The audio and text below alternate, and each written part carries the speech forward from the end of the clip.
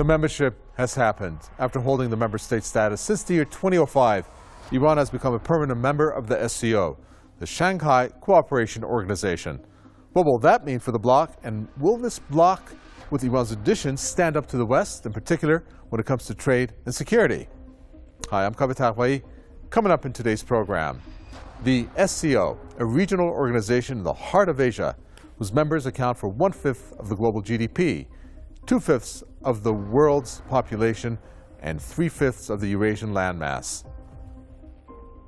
Now, Iran's President Ebrahim Raisi, on his first maiden foreign trip, was welcomed with SCO membership. Not a bad start. Countering sanctions and increasing trade now more likely for the country. Also coming up in this program, does the SCO now spell a concern for the U.S.? That is something the U.S. needs to think of. Is this the end of U.S. unilateralism? Now the SCO has Iran, China, and Russia on its list, all targeted by the U.S. through sanctions and maximum pressure policy. Has the U.S.-China containment received a blow?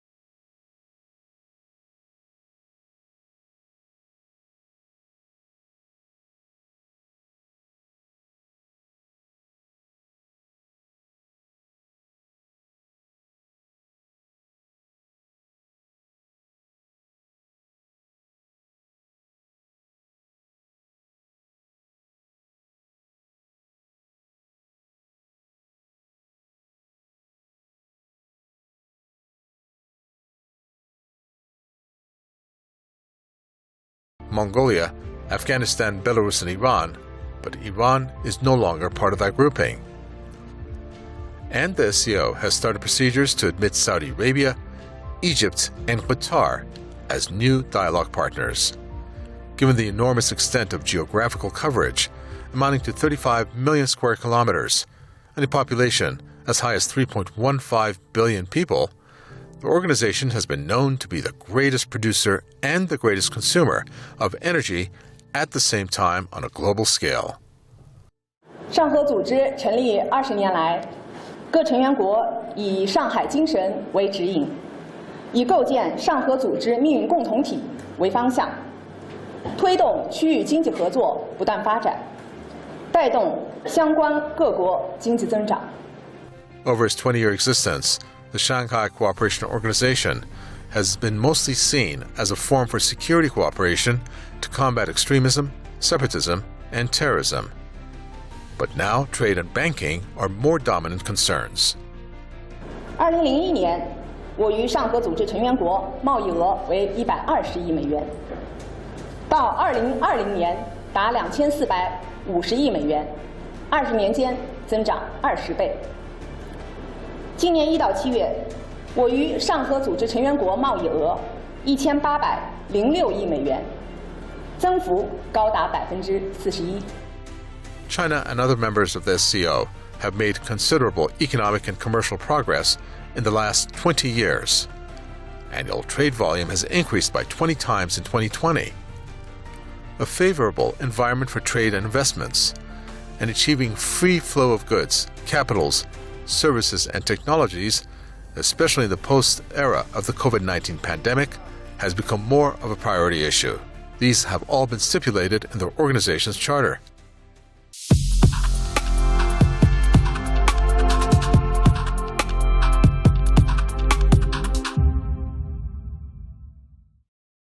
The process of expansion for the SCO was a natural outcome for the organization, waiting to happen. But this occurred years ago, and it appears more nations will follow. Russia and China are the economic powerhouses of the SCO. Some achievements of that organization is that its total GDP reached $16.6 trillion in the year 2017. while approaching EU's 17.1 trillion US dollars and accounting for almost 25%, close to 21% actually, of global GDP. Well, the SCO is expected to surpass the US in the year 2022. And by 2022, China's total economy will be around $15 trillion, and the proportion of SCO's economies will reach about 26%. So that says quite a lot. Well, joining us for this segment, we have Andre Loing. He is an international and independent China strategist.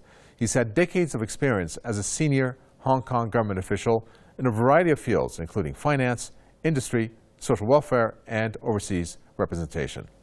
Andre, welcome. The SCO countries, some of the stats covering 1/4 of the Earth's land and nearly half of the human population, a regional organization in the heart of Asia, members accounting for 1/5 of the global GDP, 2/5 of the world's population, and 3/5 of Eurasian landmass. What is the economic capacity of this organization, and has it reached its full potential?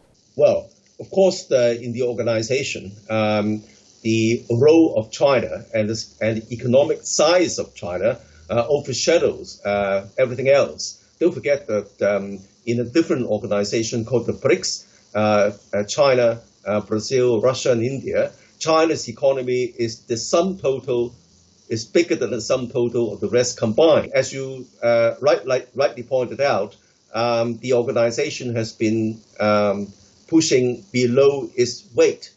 But I think the time has come for the organization to adopt a much larger role with the change in Afghanistan. Okay, thank you for that. We appreciate it, Andre. Let's now take a look at more information about the SCO. It's a lot that encompasses this grouping of countries, and the next piece.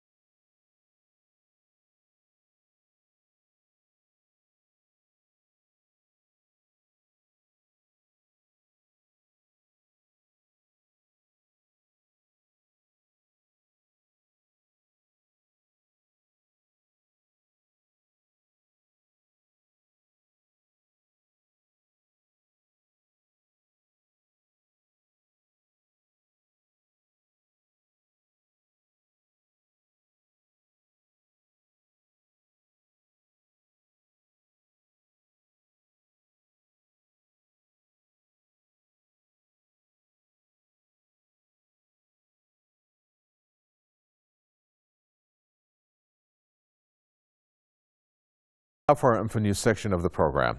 This is where we try to focus on economic news and social news that usually don't make it into mainstream media.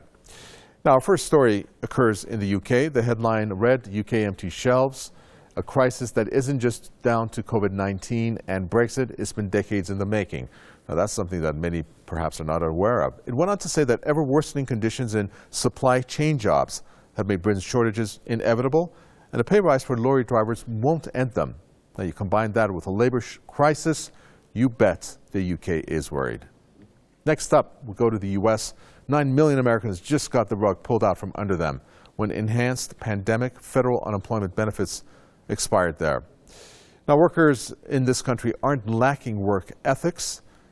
They're saying they simply don't have reliable child care, health care, or economic infrastructures to support them in times of crises. Now, while this has happened, COVID-19 is still raging on in that country. So pulling the benefits from these Americans is not coming at a good time. Moving on to China, officially applying to the Asia-Pacific Free Trade Pact, the CPTPP it joined that, and it inked it in 2018. You had 11 countries, including Australia, Canada, Chile, Japan, and New Zealand, that joined it, which in the accord represent nearly 500 million consumers, accounting for 13.3% of the global GDP. Now, the trade agreement is essentially an updated version of the ill-fated Trans-Pacific Partnership, if you remember that. Finally, we go to Sri Lanka. A state of emergency declared there. There's an economic slump. There are food shortages in that country, so bad that the military was deployed to stop the citizens hoarding food amidst shortages of essential goods. The prices of food, including rice, milk, and cereals, have tripled in some areas due to inflation, while many shelves in the government-run supermarkets in the capital, Colombo, are empty.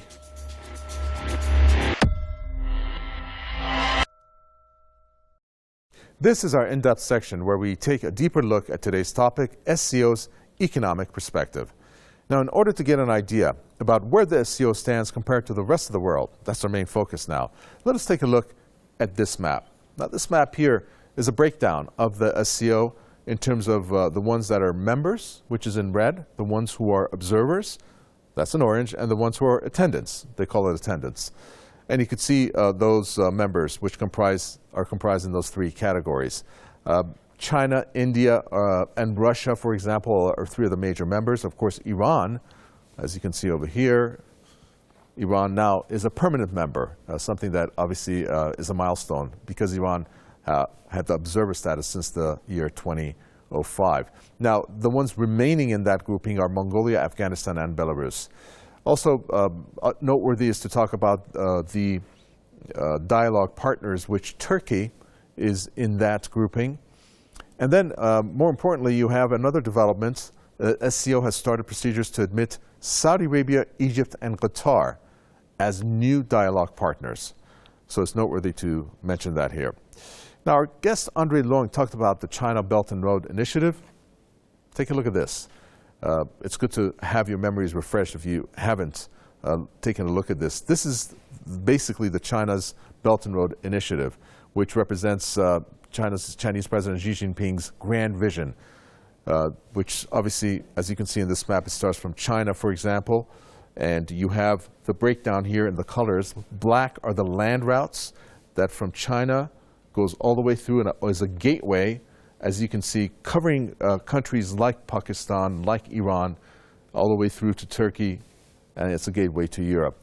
And then you have the maritime networks, which start again from China, for example, from Fuzhou port there in the green.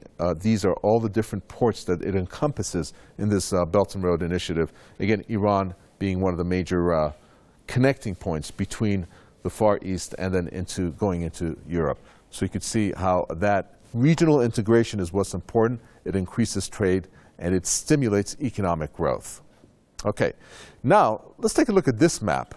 This map is very important, and the reason why this map is important is something that maybe you did not hear about on the one hand, but we're going to tell you right here on Economic Divide, and it's the Polar Silk Road, usually not mentioned in the Silk Road Initiative by China.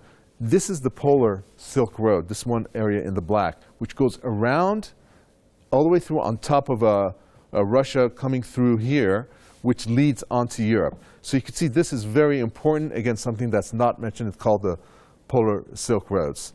And again, the Belt and Road Initiative, important because it's a gateway to Europe and beyond. And these are the others that we just covered in the previous map, which are the maritime routes and, of course, the land routes. So I want to now shock you with something, and it's this map. This map, it's an old map, but take a look at it.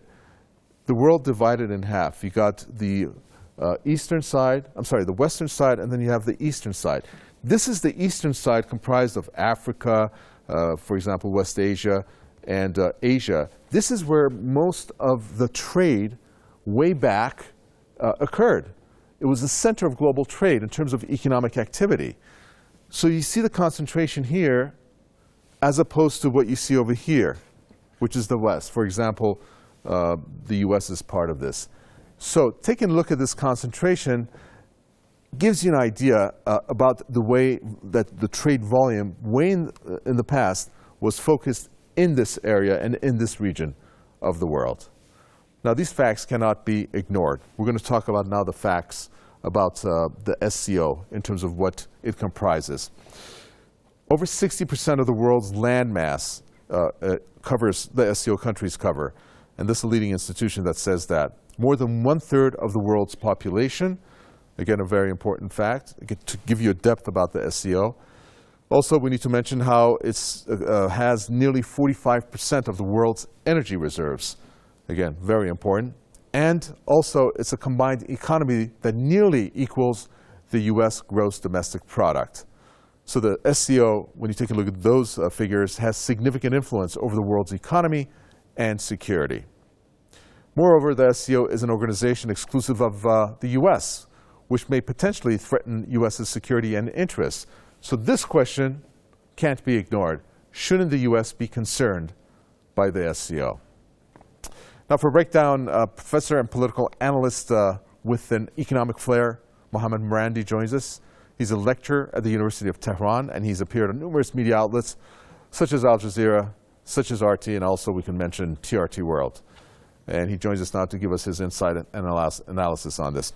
Professor Marandi, welcome. The SCO meeting this year has admitted Iran finally. And this admission, you tweeted that Iran's membership in the Shanghai Cooperation Organization is another major setback for the U.S. regime. It shows that the U.S. did not have enough influence to convince a single government to block Iran's entry. It's also good news for all of Iran's allies. Can or does the SCO, now Iran has joined it, have the ability to stand up to the West? And will the SCO be able to economically, through trade, stand up to the West? Well, SCO countries collectively are more powerful than Western countries.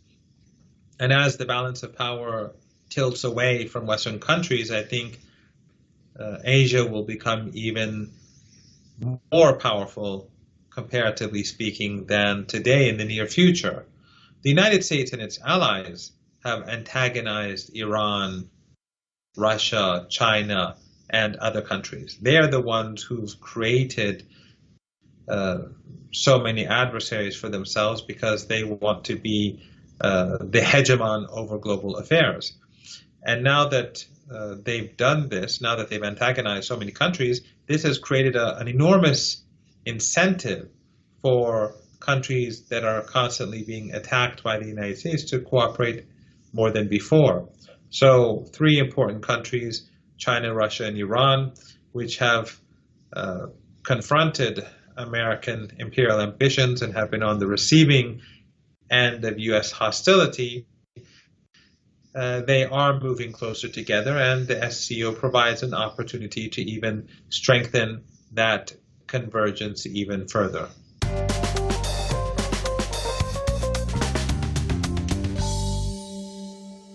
The 21st meeting of the Council of Heads of States of the SCO has been held in Tajikistan. This year marked the 20th anniversary of the organization's founding. The Chinese President Xi Jinping called on member states of the SCO to strengthen solidarity and cooperation and build a closer SCO community with a shared future. 将同世界上一切进步力量携手前进，共同做世界和平的建设者、全球发展的贡献者、国际秩序的维护者。让我们高举上海精神旗帜，不忘初心，砥砺前行，沿着构建人类命运共同体的人间正道，开启上海合作组织发展新征程。 Iran was finally approved as a member in his first trip overseas. Ebrahim Raisi welcomed Iran's admission. He said that diplomacy is one of the means to ensure national interests of the countries. Diplomacy is one of the means to ensure national interests of countries. It is efficient when all sides remain committed to their obligations in practice. Threatening and pressuring other sides weaken diplomacy. When it comes to Iran's membership at the SCO, this comes at a crucial time due to the JCPOA and Iran nuclear talks. Iran's president has said that Iran's economy and economic progress will not be tied to the outcome of the talks if it did not yield the desired results for Iran. The world is entering a new era with a new order. Domination and unilateralism are on the decline. International order is moving toward multipolarization and redistribution of power in favor of independent states. Iran has said that the best solution would be to find intra-regional banking and monetary mechanism to help independent countries deflect illegal U.S. sanctions and pave the way for securing free trade by taking advantage of national currencies or by defining a specific currency as a suitable alternative for the US dollar, something that SCO members are doing. 不能从所谓实力地位出发，推行霸权、霸道、霸凌，应该以联合国宪章宗旨和原则为遵循，坚持共商、共建、共享，要践行真正的多边主义，反对打着所谓规则旗号破坏国际秩序，制造对抗和分裂的行径，要恪守互利共赢的合作观，拆除割裂贸易、投资、技术的高墙壁垒，营造包容普惠的发展前景。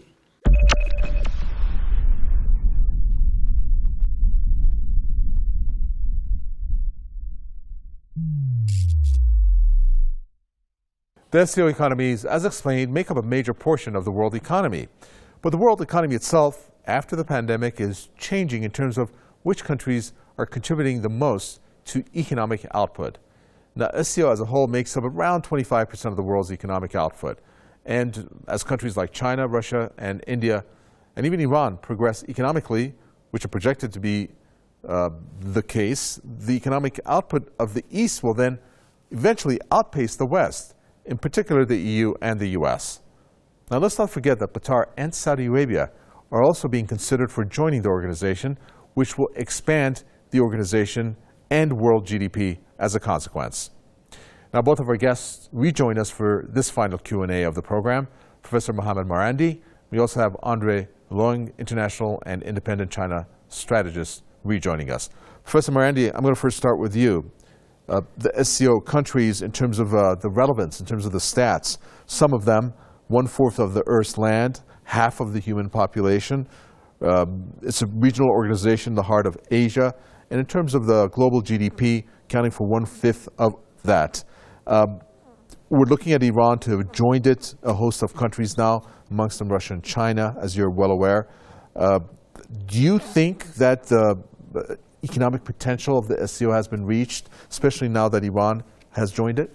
Iran's membership in this organization creates an important opportunity for Iran to expand its trade and business and cooperation, both political and economic, with Asian countries. We know that Western countries are on the decline, and the rise of Asia is visible for everyone to see. Iran is critical in West Asia. It is the most important power in Western Asia, so it can contribute a great deal to the integration of the continent as a whole. But also, these countries like China, Russia, and other members of the Shanghai Cooperation Organization can help Iran as well to decrease the capabilities to put pressure on Iran. So all these countries need one another, and as Asia rises and as Western countries decline, this is an important and historic moment. Okay, Andrew Leung, let me turn to you. This is an important point that I'd like to make. In 2017, you had India and Pakistan becoming the official members. Iran is now a member, and the primary goal of this group is to reduce the risk of conflict between SCO member states. At least that was one of their charters. Joining the fight against the three evils: terrorism, extremism, and separation. But you also have this China One Belt project, which connects these countries. But the U.S. is on a confrontational path with China. Is the U.S. then a threat to these countries and their ambitious economic goals? Well, I don't think the United States has the appetite or the resources to build as big connectivity projects like the Belt and Road. But as far as don't forget that India is part of the SCO members, and India and China do not see eye to eye always. but nevertheless is a member of the SCO, and India is not a total ally of the United States either because of this kind of nuanced, non-aligned foreign policy. Andre Leung speaking there, International Independent China strategist, and also like to thank Professor and political analyst Mohammad Morandi, who gave us his thoughts and input into this program on the SCO. At this point, I'll be back in our next segment with my final thoughts.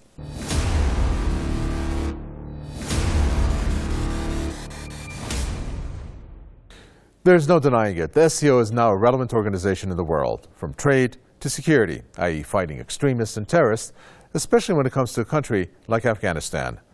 Now, this bloc of countries stands smack in the face of the U.S., which wants to pursue China economically and militarily.